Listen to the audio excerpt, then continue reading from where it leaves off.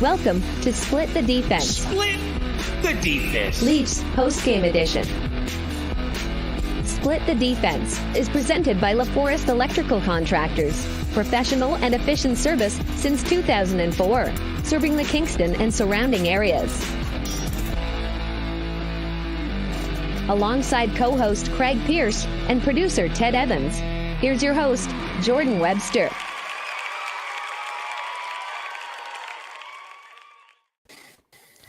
We're back on Split the Defense, Leafs postgame. I'm Webby here with CP and producer Ted in the booth.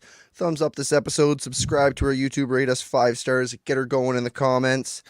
This one took no time getting started. 1 and 39 seconds in. Lots of action in this one. Matthews hit 68, Domi chucking knucks. Camp scored another beauty. The other guys scored a bunch too, though, and Jesper Bratt iced the cake for the Devils. Leafs lose 6-5. What'd you think of this one, CP? Yeah, this one wasn't very good leading into the playoffs. Defense kind of sucked. The PK kind of sucked, and the goaltending kind of sucked. Those are like the 3 things you need in the playoffs. So where do you want to start? I don't know. I'll give my first star to Matthews just to get it out of the way because he's at 68 and he's an animal. Actually, honorary mention to John Tavares because in a 2-goal game for him, and he's just, I think, kind of taking hold of this, defensive shutdown guy, but he's still being able to produce. I mean, it's New Jersey. There's not much to shut down over there, but I mean, unless you're on the PK, that's kind of a different issue. But yeah, okay, but yeah. All right, so we lose, and we're gonna go all positive. Let's go positive to start. Let's start with the JT. They were running. They had JT. Was it Marner and McMahon on the warm-ups? But that was not how the game played out. We had JT with Willie and Marner for many shifts tonight. What did you think of that? That looked like a bit of a powerhouse, in my opinion. Yeah, a little bit of that was because Domi had to sit out for 17 minutes. So that's true. Things got jumbled up then, but. I kind of like that as a loaded line if Domi's in there, because it kind of leaves alone what Matthews has going, but the 3 of those guys, they didn't quite click right off the hop. Willie kind of has, he's struggling at the moment. So, but I think I like that versus kind of messing with what Matthews has going, Yeah. And is Matthews ever going? Matthews has 50, was it 50? Yeah, 50 or 51 even strength goals now. I'm not sure if the other one was out of power play, but he has now 68 goals, almost had 69. Very close to it.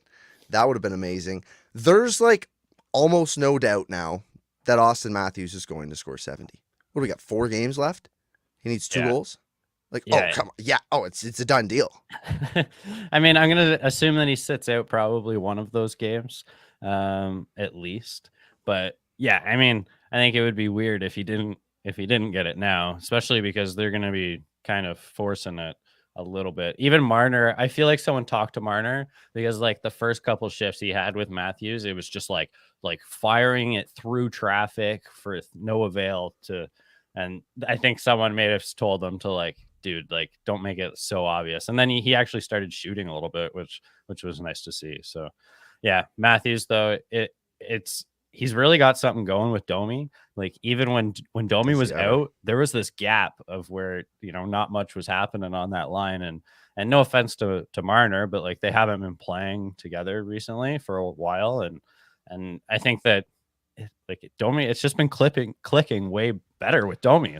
I don't know what to say other than that. So it works really well. And he has a bit of a different element to his game that Mitch just doesn't have, and to have that on the top line, that's doing things. That's not nothing. Oh yeah, he's bringing a few more elements than Marner is. Marner's an elite playmaker and absolutely puck mover. Yeah, everything about him is amazing. But yeah, just when 2 guys click and you kind of go on runs, it's very obvious, especially when a guy has to sit in the middle portion of the game when nothing's happening. So I got to make a producer note here. You said it yourself, Jordan. You guys are so positive. Get pissed off here. I think the viewers want to hear you guys. What happened with the last goal? Did anything go on there? Just get pissed off, Did please. anything go on Jesper there? Bratt. Okay, so we can go into that. I just want to my last note on Matthews is he might, even if he sits, he probably only needs one more game because that's his 18th multi-goal game of the season. He could do 2 goals in a game. Like it could happen. Yeah. So let's talk about the bad stuff, and then we'll get back into some positive to end the show. Jesper Bratt, 2 daggers, ties the game, and then game-winning goal. Do you have problem with the defense, or do you have problems with the goalie? What's the narrative tonight, CP? I mean, neither were good. That's the thing. And so, like the first Geo error, like I don't blame. I give Geo a kind of a this leeway because he's not going to be in the playoff lineup. Yeah, I guess, but that was still brutal. Games of his career. So I think that was just brutal, though. He comes around the net and basically just puts it on a silver platter. And Sammy definitely was shook early. And it just never went away. And like he's not going to be proud of this game. I don't think any. It's just I'm not sure that I just want to go to Waldo because he had this bad game. Like the defense hung him out to dry. The PK was horrible. Like there was Willie should have gotten in front of a puck. And this is where I'm kind of questioning. Like I know I wanted to have Marner back on the PK, but why not keep Dewar in there? And Willie and I think because Dewar was on the top with Camp and it was working so well, and now he's not even really doing it. On the penalty that led to the 4-4 tying goal, it was Holmberg, Dewar, Riley, and Edmondson were the PKers. Yeah, okay. So I guess he is the 4th one. But the goal before that is Willie's fault. And the one before that, kind of Marner's fault. He had a definite chance to get into the lane. And so there you go on all 3 of the PK lines. I mean, the first goal, TJ Brody kicks the puck right onto the stick of Holla. And then you have Gio terrible rebound by Sammy on that, though. On that, Sammy had the puck and he flicks it out of his hands with his stick. And then basically it's in the feet of Brody. And yes, he played it horribly, but that should have been a dead play before that even got that far. So yeah, you'd like that. And we have on the Leafs had goalies like that in the past, but that's just clearly not how it is. So you need your defense to be better at clearing those pucks. And they had the puck. TJ Brody had possession of the puck. He just made a bad decision with it, and he handed that one away. And then Gio, again, he kind of got rushed, and it is what it is. He made a bad decision. He gave a pizza. He gave one away. He just gave one away. So you got 2 there on the defenseman. But you're right. I mean, he gave up 6. It's not good to give up 6. Oh, no, it's horrible. And Joel Edmondson, too. That's a guy that I considered, he should be able to shut down most players in the league. And Jesper Bratt just walks right by him, basically, and, has a free lane to the net. And, it's quite the shot. I'm not sure that's going in 9 times out of 10. That's probably a 2 out of 10 shot going in. But, it's just that's the one that I'm the most concerned about. Because, Gio's not going to be in the lineup. Brody is, questionable whether or not Liljegren's going to be healthy or not. But Edmondson was someone that, I was counting on. But, it is his first game back. So, let's hope he can dial it in. But, and we almost lost him again in, the first period with another, block shot off the foot. So, I don't know how every defenseman should have those skate guards on. He's not wearing those skate guards. And as a defenseman, that's basically just, jumping in front of pucks all game long. I can't see an argument for having your feet be just a 1 ounce heavier. It's can't be that much of a difference to a guy who doesn't skate amazing anyway. It's not. Yeah, he's not exactly fleet of foot and doing pirouettes out there. Yeah. No, I totally agree. 100%. I didn't like the defense as a whole, and it kind of at the beginning of the game on paper, it was okay, this could be our playoff lineup. This could be a thing. And just this game was sloppy from start to finish. From 39, was it 18 seconds in, or JT scores, and then 21 seconds later, it was a Holla. Yeah, it was Holla scored the first goal for them. So 39 seconds in, you have this wild, crazy game where you just knew they were going to be trading chances, and you just don't want to take that style into the playoffs. You don't want to play like that. You want to start locking things down, and when you start putting these lines on paper, we all get excited about them, but at the end of the day, it comes out and it's a 6-5 game. We could be crying a different story right now if it was a 3-2 loss, and they lost by whatever. But at 6'5", like you can blame Sammy. He should have had a few of those, but the team itself did not play well. I mean, offensively, they played pretty decent. Like, if you put up 5 goals, like that's not a bad night, They didn't especially if outscore they're their all 5 on problems, so- 5. But yeah, it's just like from the center line back, like that's where all the problems were. So yeah, I don't know. Do you think that they go with Wall? That would be my one thought, because like this is a pretty bad game from Sammy. Like he said, like the defense was bad, but like they had been going to him about 2 or 3 in a row before going to Wall. So like it should be Sammy on Saturday. Like I kind of feel like they're still gonna go to him, but I've already like see that like some people are saying it should be Wall on Saturday. Yeah, that's a good question. Do you want to put Woll or Samsonov in on Saturday? I don't know why you wouldn't just go Woll. Like just give them more time. It's the playoffs are coming up. There's only a couple games left. You probably are going to need both goalies in the first round. So I'd say you probably just, let them both continue to find their game while these games are basically meaningless. Yeah. The one thing I'll say is that like Sammy had been on a streak of being able to like shake his head and kind of get out of the funk. And tonight it was clear that like he got rattled early and it lasted. So that's the one part of it that I'm concerned going into the playoffs. But like we are fortunate that like I don't feel like totally helpless with either goalie in.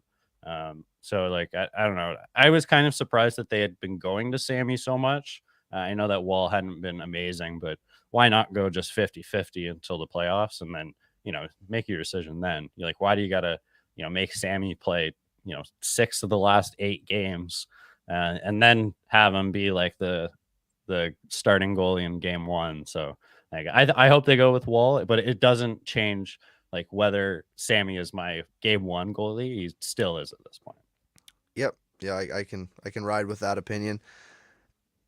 That's still on a razor's edge thin line that he's standing on, because if he has 2 more games like this, there's 4 games left in the season, he gets 2 of them, Will gets 2 of them, 2 more games are like this, I'm singing a different tune.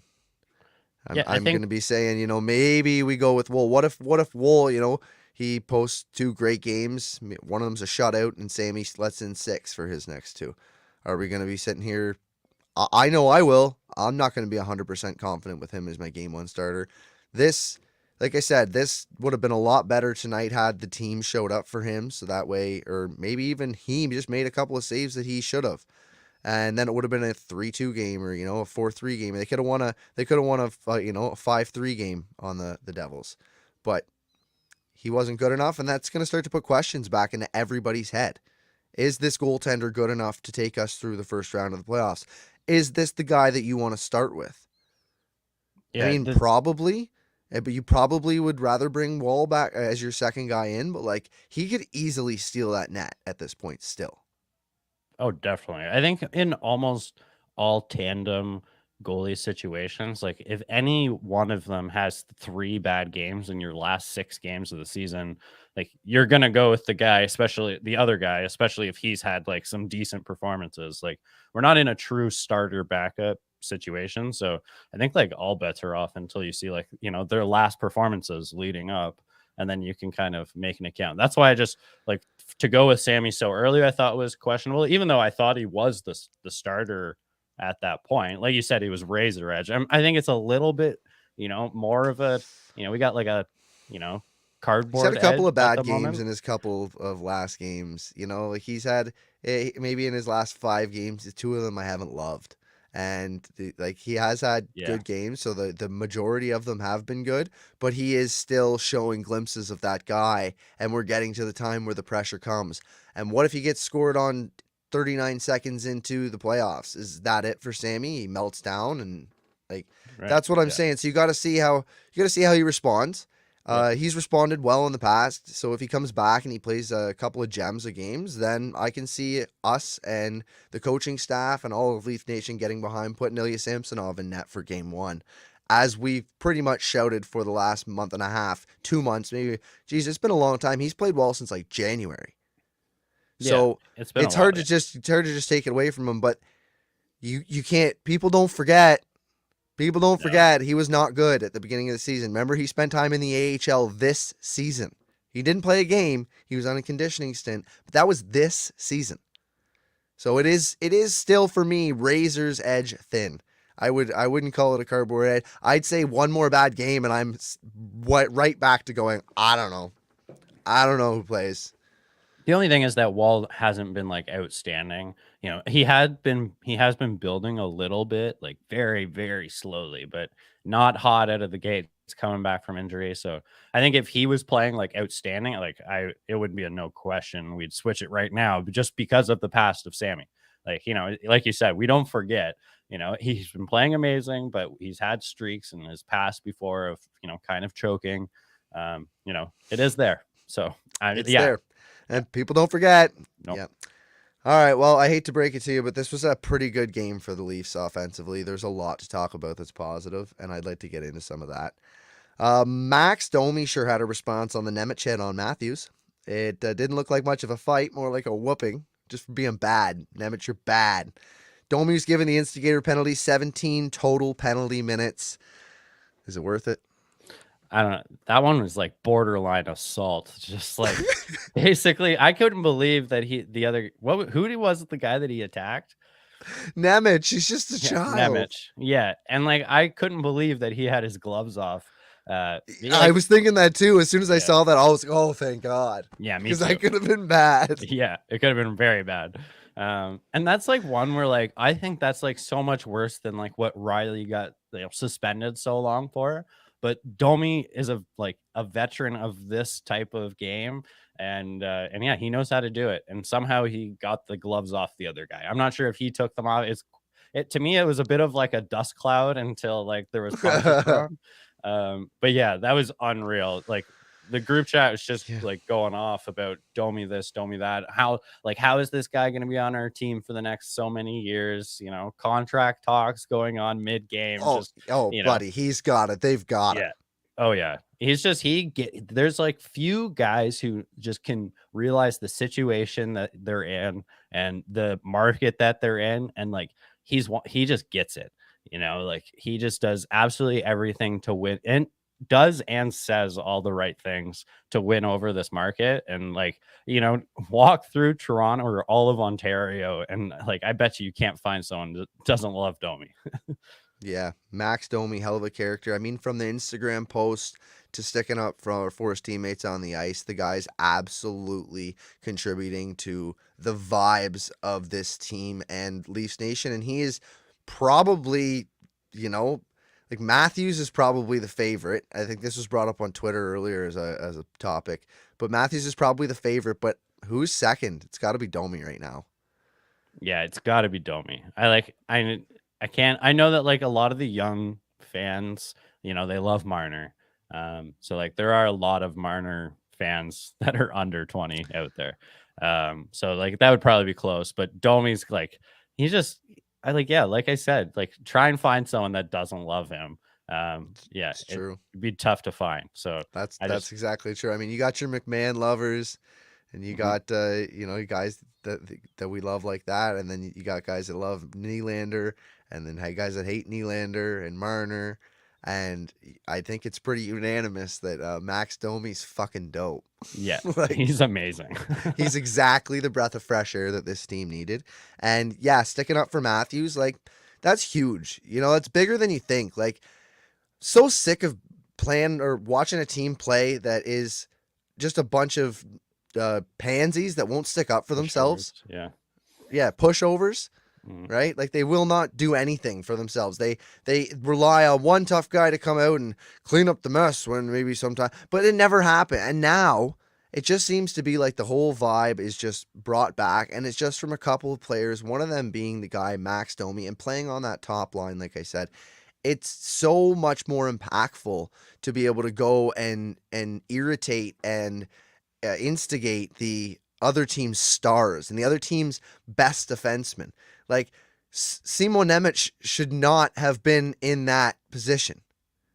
He should have never been in that position. But because he wouldn't have played against the third line most of the time, probably. That's where Max Domi lives, but now they've turned him into the ultimate role player next to Matthews, and he's just like he's basically a pitching machine. It's like the hockey version of a pitching machine. He just like feeds pucks to Matthews. That's just his job. Like that's what he does. And he's got that element that'll come and punch you in the face if you fuck around with any of the stars. So like absolutely there's nothing about that guy to like honestly his defensive game, do you want to bring that up? It's not even that bad. Like he's been great.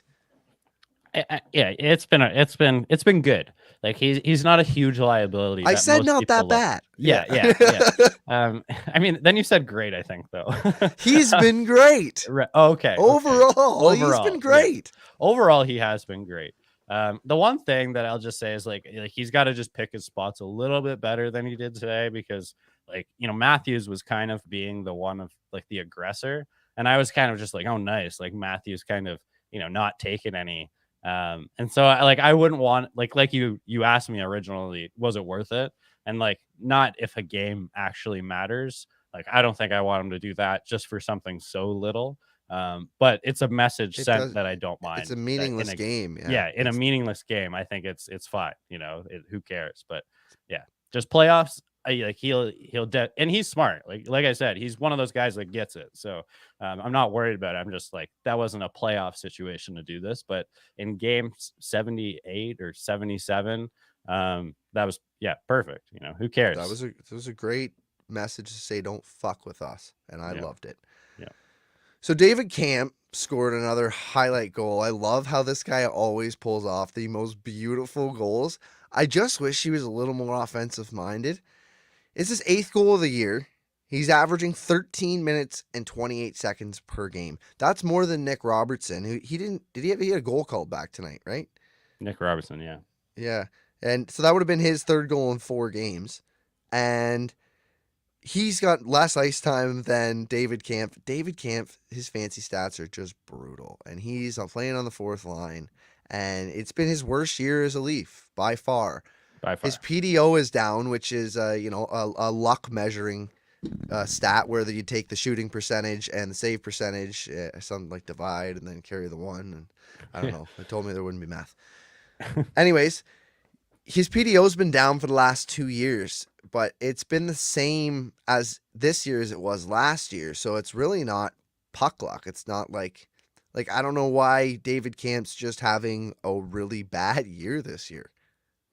Yeah, it's tough to say. It's funny that like if you watched his highlight reel of his career, like you'd think this guy like scores 30 a year and but it's just like no, like there's only 30 of those total in his career. You know, it's just like, well, wow, like he doesn't get any lucky goals. Like, you know, there's not just one that he just shuffles in. It's like, no, he's got to go backhand forehand or something. You know, it's funny, but yeah, I don't know. It's been forehand roof job. Yeah, it's been tough for him. Like, I still think that he's just miscast. And, you know, when he plays with like someone like Ryan Reeves, who just was struggling for so long, you know, David Camp's numbers were just like horribly in the toilet at the beginning of the year just because of that. And like between the two of them, their puck luck was just like down in the dumpsters. So I think he's gotten a bit better. He's still not like a guy that I super rely on just to be a shutdown like we used to, but I still think that like he's a guy in the playoffs that does simple things. And like I'm not going to be worried about throwing him out there. And it's just who's his line mate's going to be. I think that's a big part of this. And if we're rolling out a Ryan Reeves line, like, you know, there's got to be a lot of crash and bang, and you know, he's okay at that, but it's not necessarily his forte. He's a shutdown guy. Like he wants to be, you know, the first forward back, and you know, so it's a bit of a segue. We can go from there. What did you think of Nyes on the 4th line? I think the lower you put Nyes, the better he gets. Like he can play a 4th line role. He's physical. He almost like embraces, you know, that he's supposed to be physical down there. And like you can tell that his talent and his stick handling's just at a higher level than everyone else. So I think he'll get more used to it and more comfortable. But I don't know. Like I don't want to be pushing him up the lineup because 3rd and 4th line Nyes is much better than 1st line Nyes. Yeah, absolutely. I think I could rock with a third line or a fourth line. Nice. Yeah. I was liking him down there tonight. I like it that that you can clearly tell that he can play better than this competition. That he's more comfortable. Whether he is better or he's just more comfortable to make the moves that he is, and he's doing less deferring because he's not playing with players that are so good. But he really noticed Matthew Nyes on the ice more than you did with Matthews and Marner, and more than you did with Tavares and Nylander. And it seems to be working out. I think Nyes, Kampf, and Dewar fourth line could really be something that you play. They don't have to play 6 minutes in the playoffs. Like Sheldon Keefe can roll 4. Like at that point, if you can trust your third line, then you can roll 4. So Yeah. I like I him like down that there. line. I think we're gonna see a lot of fourth line, arrangements. Like I wouldn't be shocked if we see a Robertson fourth line just based on how he's trying to like push for a spot. That guy Because just scores. He does nothing but scores. So he was yeah, it's on hard a to keep line him with out. Willie, and he's the guy that's driving offense. And like that's the part that's starting to really impress me. Where yes, and there was a play tonight where he like makes a really nice block on a shot, like gathers his own rebound, and whoop, off he goes down He's the good at ice. that. Yeah. And so the more and more he does that, the more I'll be okay with him being on. But you still see like his minute, like in tonight's game, his minutes must be like not over 10, like, but it Yeah, is what it is for a third line. That's kind of tough. And it's kind of your fourth line. So, kind of. yeah, I think though, like you said in the past, like, if it's not about, this playoffs, like it's at least a good sign for next year, where like we can see more of them. So like that's what I'm getting excited about for Robertson. Like the more and more I see him, if you need him in game 3, 4, 7, whatever it is, that's great. But I'm just like for the first time ever, I think that his value is kind of, looking at where it was a couple years ago. Now that he can actually play over 50 games in a season, and if he gets another, 50 to 80 in next year, then like this is a guy who will say that like we were happy we didn't trade away. He had a bunch of struggles because he obviously went through injuries and he has all these expectations of himself and Have you he's had looked at his hockey DB page? It's like 12 games, like 13 games the next season. Like, Yeah. oh, he had 25. Like that was a big year for him. Yeah, Like it's I crazy. know. He's had a really rough go, and he said he was interviewed by Sportsnet, I believe, somebody on Sportsnet, and he said that he found God. And I'm not shitting you, and we don't need to get too deep into it, but he did. He found God. He said his girlfriend or his wife is a Christian, and he reached out to somebody on it was Josiah Slavin on the Marlies when he was down in the Marlies, and he really just kind of found himself, and that's what he needed to do. You can tell that he carries himself differently this year. He seems more mature, and I think that's because he's more at peace with who he is and where he is in life and how things are going to work out, right? And basically the gist of the interview was like that at this point he just goes out every single day and he just tries to work hard, and he's not going to be butthurt whether he's in or out of the lineup. So I think it's fine to not have him in the lineup to start and to bring him in and out, as I thought before. But, after reading this, like he is like a secret weapon you can bust out. And Calle Yarncroke was on the ice this morning. So he'll be back in the lineup too. And Calle Yarncroke's a slot in for the playoffs. You're healthy, you're in. There's no doubt about that. Yeah. Even if he hasn't played a game, I think that they'll just toss him in whenever they 100%. can. Yeah. He's kind of like Camp, where he's like overvalued by Keefe. So even though like I think Yarncroke's a great player and everything, it's just they value him, I think, a little higher than like what his act like he's scored 20 once, and I think they value him like he's a shutdown that scores like 25 to 30. But I do like him though. It is, but yeah. Robertson though versus Yarncroke, like do those like I know that Yarncroke provides like more of a defensive aspect, but there's no question that if we're lacking offense, like he could potentially be pulled. Yeah, we've already had this conversation, and Yeah. I'm totally on that boat with you. I'm driving that ship actually. yeah, like you are. Yeah. absolutely. I agree with that. If you need somebody to come out, Calle Yarncroke is too. He doesn't have a good playoff record, right? He doesn't Right, see yeah. it. What I think somebody pointed out, he has 3 playoff goals or something like that. Like, whew, you guys 30 years old. Yeah. Right? Nick Robertson could have 3 playoff goals this year. He's just that offensively talented. So if you need a goal, which is what the Leafs have lacked, you could see potentially him coming out. But I think there's other guys you take out first. I think if you need a goal, I think you take out a Holmberg first because Yarncroke is better than Holmberg at what he does, right? So you could always reposition and figure that out. But you're like, oh, who's going to play center? I don't know, man. They'll figure that out. Okay. That you're stop it. You read my But mind. who's gonna play center? I know. Yeah, But I still think that would be how it happens. Also- Even Nyes. I think Nyes comes out of the lineup potentially if they Ooh. need a goal and he's not providing. You know, No, I think like you need a fourth line spark. Nyes is way better than both of them. I think I love fourth line. Like that's his new nickname. If he can be down there, like I love that more than I know I was just preaching for Robertson, but not over what I see from Nyes. Yeah, fair enough. Yeah. All right. Well, Leafs Red Wings Saturday. What do you expect from that game? I honestly, the only thing I care about is 2 goals from Matthews. So like, let's get her done. Okay. Get it done on Saturday. Get it done. And then we can, sit the rest if you want to. But I actually hope that he does play, like if he played every game this season, that would be awesome because I think he's on a roll and just anything. I don't want to screw up anything to do with a goal scorer who's on a a run. I know, yeah, I know. It's common for the most teams to sit their stars, but I'd like to go and look how many teams actually sit their star. Connor McDavid's sitting right now. I don't know how hurt he actually is because there's a lot of speculation about that. Well, but he also got injured in the very last game of the season. Like, was it 2 years last year? No, 2 or 3 years ago. But like, he's a guy that's fell victim to playing every game. So I wouldn't be shocked if like this injury that he's dealing with isn't actually that bad, and it's kind of one of these, management. Maybe we'll just we'll just hang around for a bit. Now, I don't doubt it. I don't doubt you see a few of the stars sit. Like, I wonder who doesn't play on Saturday night even. Like, do you think maybe we get a game off for JT or like Marner's not going to sit. No, he's got all that time off, and like Riley's had a bunch of time off this year, so he's probably not going to sit. And then you're gonna want to sit Matthews. And like Nylander. I don't know. Like, do you sit Nylander? Has Nylander ever sat?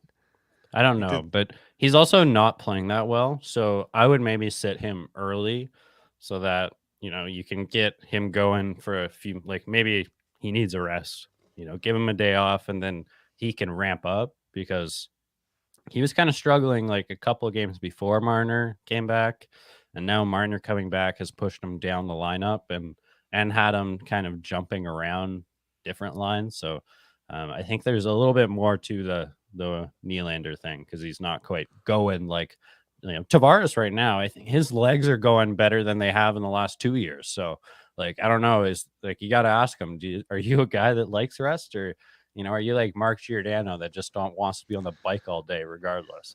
Yeah. Well, yeah. And I guess that's fair. But at the same time, it's like, yes, but also no. It's like what you think is good for you is not always what's the best for you. So maybe you should just do what the sports doctors studied to do. I don't know. At the end of the day, they pay these guys a lot of money and they do listen to them. So people are going to sit for reasons like that. And Gio is not in the playoff lineup, but he is also a special exception. He's 40 years old. Yeah, but that guy's going to tell you what he needs. He's 40 years old. There's nobody, you could have 2 people in there and they're just barely combined older than Gio. I mean, right? Tavares isn't like miles behind him. He's no, I'm saying like, so why don't we add Nyes and you add Nyes and Robertson's age and they're just barely older than Gio. Yeah. So like, guys that need to sit, and like a 26-year-old Austin Matthews or 27-year-old William Nylander, 28-year-old William Nylander, guys are getting old.